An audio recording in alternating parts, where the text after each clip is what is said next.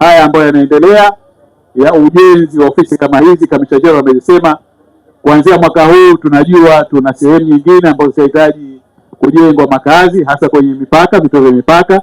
Tulishakubaliana utaratibu wa kupatikana fedha tuweze kujenga majengo kwa ajili ya wafanyakazi wetu waliopo kwenye mipaka waishi katika mazingira mazuri.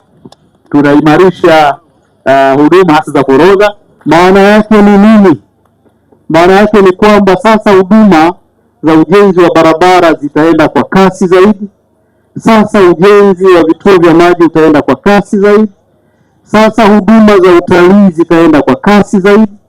Na nataka nikuhakikishie tutaendelea kufanya hivyo kwa miezi yote 11 ambayo imebaki. Mheshimiwa Waziri, tulienda Pemba, tukaja na hapa, tumetembelea bandari ya Mkoani, tumetembelea bandari ya Fumba. Tunapongeza sana serikali zote mbili. Nampongeza Mheshimiwa Rais wa Zanzibar na mwenyekiti wa Baraza la Mapinduzi kwa uwekezaji mkubwa wa miundombinu ndani ya Zanzibar. Tunampongeza sana.